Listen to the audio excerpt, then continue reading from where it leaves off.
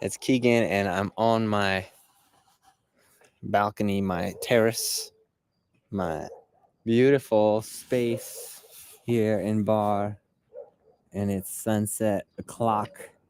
It's gorgeous orange sky, and I just had to share. I mean, we're gonna see this mountaintops. I wonder if you can get a good view through the digital transference. Look at that. You can see the sun kissing the rocks. Oh yeah. Oh wait, I want to go on Instagram and see it there too. All right. Many blessings to everyone sharing this moment. And the dogs are howling, and it's peaceful Friday night. Okay, they're not howling, they're barking. But there are jackals here in Montenegro. Anubis, the jackal. I've just been in Egypt. Went on a 10-day trip. I've been back for a couple weeks already. Just about. And it's good to be back. Look at this great spot. It's so green. And spring is sprung. Look this way. Look this way. Look that way. It's so nice. It's a beautiful world.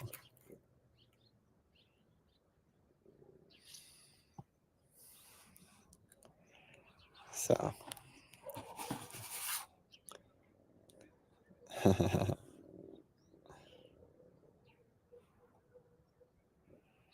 Just passing along the Stoke, the vision of this beautiful vista. And I'm going to share also, I'm putting together a summit, like a conscious transmission, a broadcast. I'm organizing. I've already done one interview. I'm doing pre-recorded interviews for this summit, and I'm calling it the Aquarian Renaissance Indigenous Revival. And the one interview that I've done so far is with this shaman from Siberia. And I'm still searching around, waiting for people to get back to me. I've got about 6 or 7 people. I'm trying to get 20. So if you have any suggestions of people that want to speak on an Aquarian Renaissance Indigenous Revival Summit, I would welcome you to share that. The idea and the motivation and the intention for the summit is to help us transcend evil and victimhood by remembering the ways of living which hold all life as sacred, which are conducive to mutual reverence, which are following the beauty way, which are celebrating with open hearts and open minds this beautiful life together. Acknowledging the beauty and the special romance, delicious encounters that we get to experience in every moment. And there's highs and there's lows, and after day comes the night, and then the dawn will rise again. And we're in the cosmic dawn, the awakening of our people. I'm taking my glasses off just because I keep seeing a reflection. I'm putting my face in the video here. I don't want to detract. So you see the screen. Oh, kind of otherworldly, huh? So as I was saying, we're in the cosmic dawn. Okay, it's sunset where I am. But I mean in the big picture, in say the great year of 25, almost 26,000 years, the precession of the equinox. We're on the dawn, where the night is ending now. And we're awakening our consciousness. We're realizing we are embodiment of spirit, each and every one of us. The infinity of mind, the consciousness of all of creation, is expressing itself through us, and every part contains the whole. The center of the universe is everywhere. It is within each of us. In the great words of Black Elk. So celebrate your unique divinity. The beauty that you are is a reflection that you see in the world around you. And we choose how it gets reflected by how we are broadcasting it. Now I'm broadcasting the beauty that I see. And I'm looking forward to keep doing that. This is a portal into a new way of being for anyone that's watching. This is an opportunity to feel this energy, this love, this alignment, this enthusiasm. It means God is inside, enthusiastic. Right? That's where the divinity is, inside us and all around us. The mother and the father, sky and earth, are playing together in a beautiful co-creation, mixing their energies. And we're a part of that. A delicious and radiant part. A delicious and radiant whole. We are holy beings. We are light. And deep darkness. You see the whites in my eyes, but you see the blacks in my eyes too.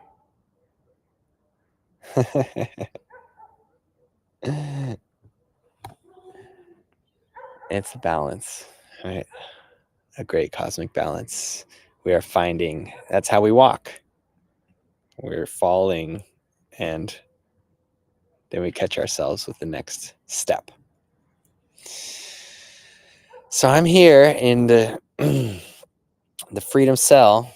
I'll show you my first little gardening action. This is a whole potential garden space here. Well, okay, here's where I started.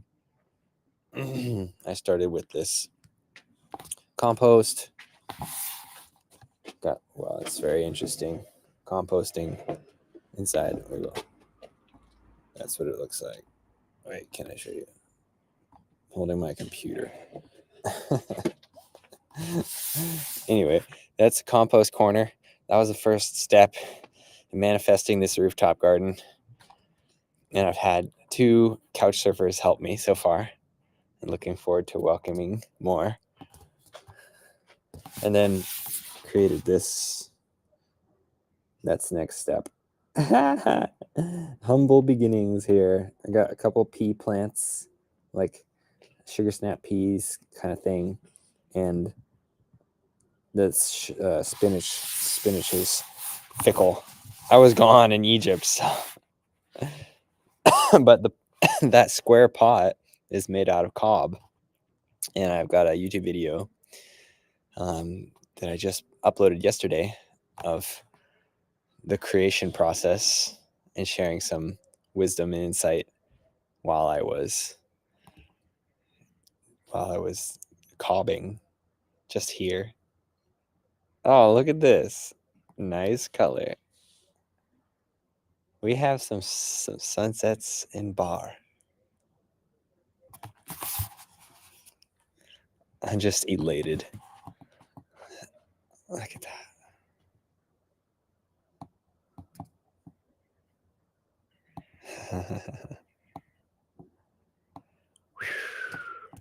It's like a salmon across the length of the sky, the horizon.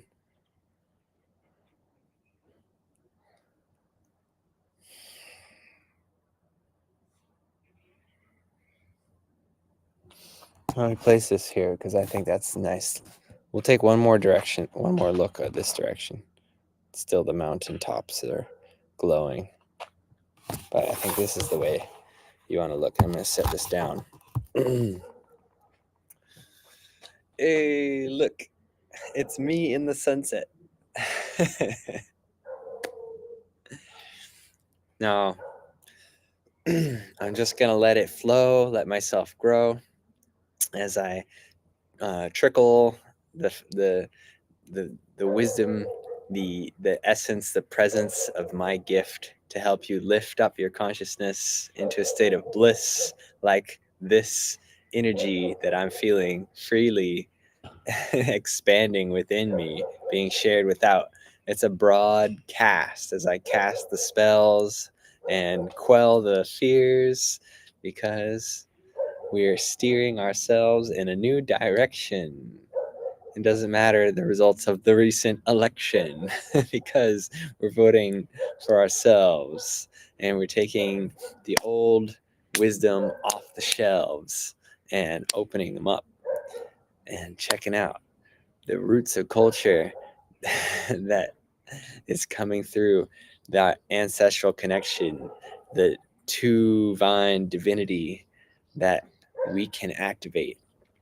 The ancestors are living within us. And we connect through celebration, through the cosmic movement, the vibrational frequencies, cycles, and beats, the sound that is ever so sweet.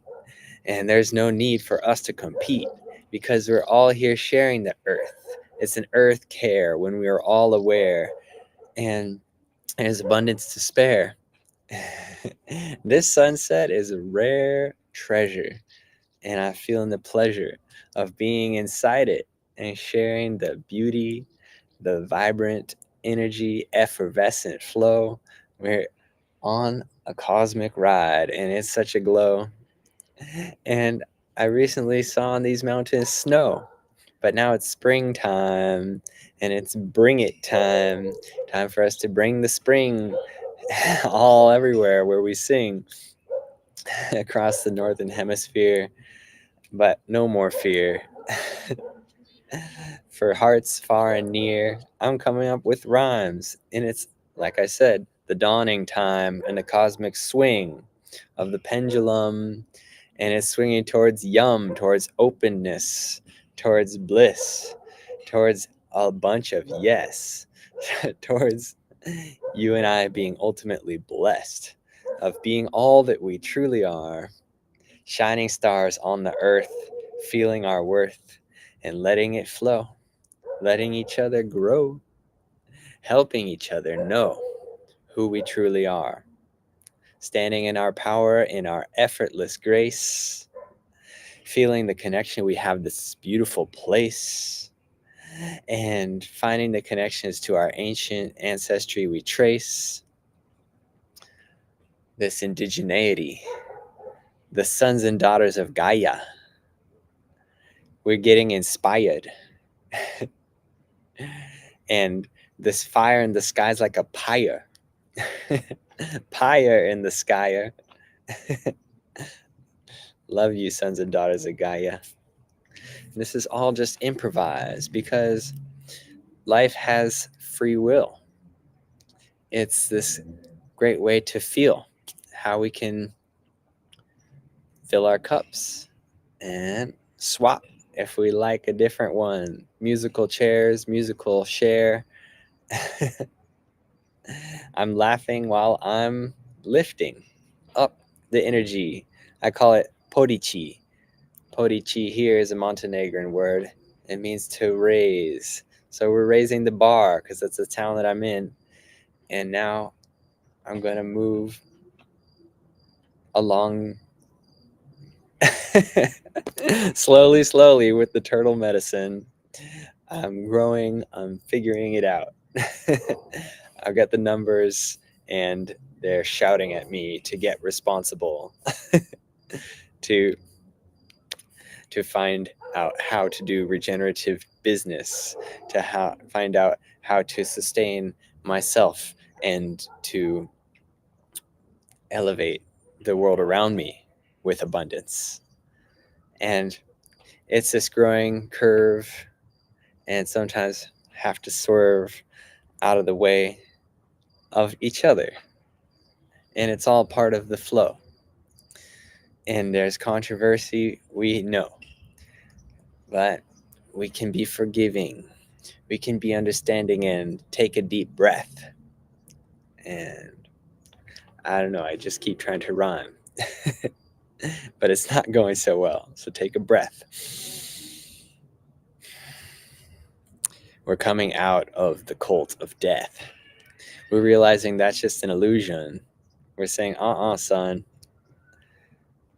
We're saying, son. We are the ones with the thumbs up. We are the energy lifting ourselves out of the pit of despair and realizing our inherent divinity. Just sharing my truth as it comes through in puzzle pieces. I've got so many different ones, and I've been on so many different adventures. And I didn't prepare any kind of message. I just wanted to share this moment and the color that I am. Many colors, that's what. Not just white, all right? I've got all kinds of hues in this human being. And I'm a free human being. I'm living in glee as a human being. A man that's mana from heaven. And I'll share this interesting revelation I had recently about why we call ourselves man and woman, which is man with a womb. We're all man. It used to be, and still for those who know, that man and mankind, it obviously is referring to both men and women. That's why it's men and women, right? It's inclusive. And I want to pull up this interesting document I just put together about, so I can reference, because it's talking about the origin of the term. Obviously, there was manna from heaven, but that's not the origin. It's, here we go, the meaning of man. Going back to, I'm just going to read it here, the etymological meaning of man. The word man in English has a deep and complex etymology, reflecting both linguistic evolution and cultural change. The Proto-Indo-European roots. The term traces back to Proto-Indo-European, meaning man, which meant person or human being. And it appears in various ancient languages such as Sanskrit, Manusya, human, Avestan, Manu. That's interesting because that makes me think of a bird, like an aviary, Avestan. It's like bird country, Avestan, and that has to do with Manu. I don't know what that actually refers to, but Manusya, and also mention the old church Slavonic of Muji, man, or which means man or male.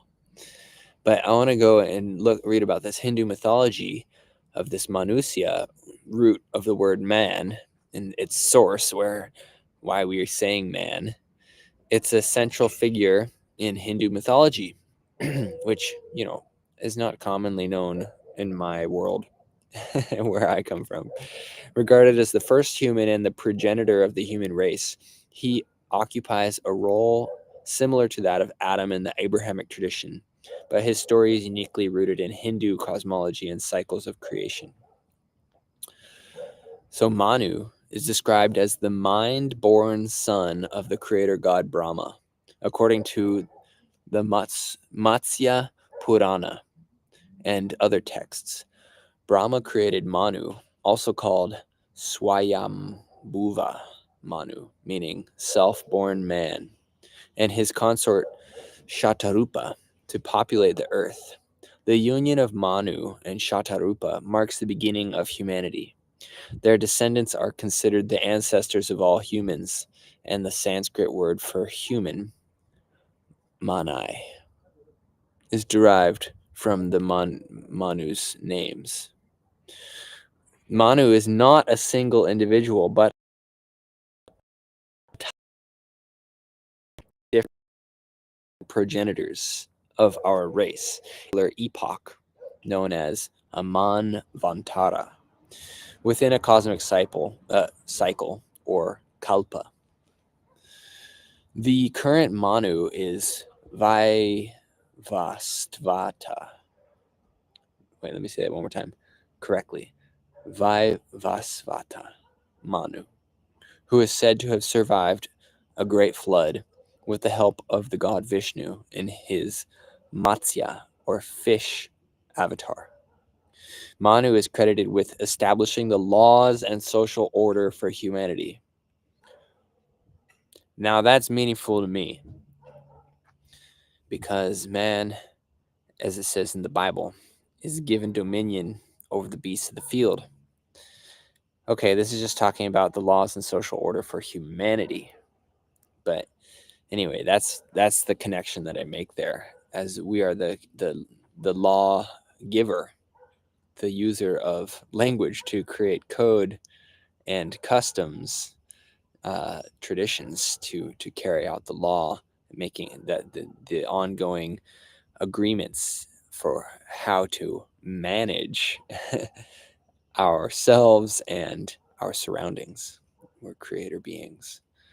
The ancient legal text Manu Smriti, the laws of Manu, is attributed to him, outlining moral, social, and legal codes.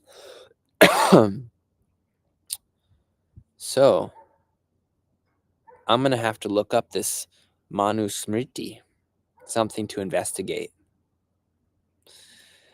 You know, I'm sharing information like this, free flow and more structure. On occasion, I'm learning how to be more structured and organized with my inspiration. But I've got the Telegram Law of the Earth. Obviously, this is well, maybe not obvious if you're on Facebook, but I am broadcasting on YouTube, Facebook, and Instagram. The channel on YouTube is called Law of the Earth. The channel on Telegram is called Law of the Earth. And it's called that because of what I was just talking about.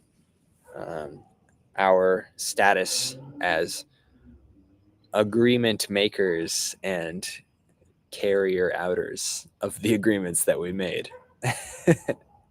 And they are some ever changing, some long held and firmly in place. And the longer we hold one in place, the stronger it becomes, and the more people that follow it and abide by the agreements. But each of us has the power to influence the law. We are each the law of the earth. And together we are. And it's not only mankind. Each nation, as the indigenous, call the different plants and animal spirits, each species is a nation of people, right? According to the indigenous way of conceptualizing and the truth that we are all beings that are sharing the earth, and it's not only just up to mankind. So We are all creating our agreements in the law of the earth together.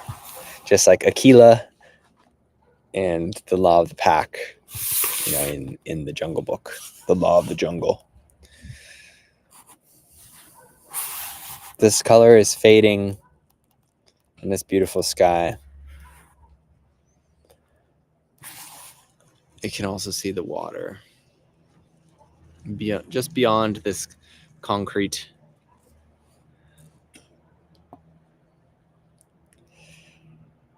I love you, and thanks for watching this beautiful moment of the sunset in bar at the Freedom Cell, found on freedomcells.org.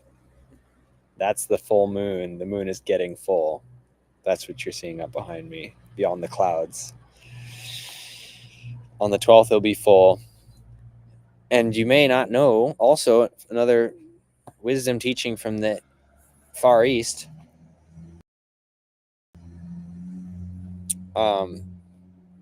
Every May, the full moon in May is called Wesak, and there is a festival that's celebrating Buddha's enlightenment, I believe, or his birth, or both. Celebrating Buddha, and he is the spirit of Buddha is giving a transmission to all souls on the earth during the May full moon. And so there are groups of people gathering to meditate and receive the transmission. There are a group physically gathering in a certain mountain in the Himalayas, which I would love to know more about that. No, I don't know much about it, but I've been tuning into it over the years, just in a meditative way in my own space. And so the invitation, with your awareness that you have now, whether you had it before or not, is to also acknowledge that and tune into the enlightened Buddha and celebrating that conscious ascendance into unity and bliss, awakening and radiant wisdom for all the world. Much love. Enjoy your weekend. It's key.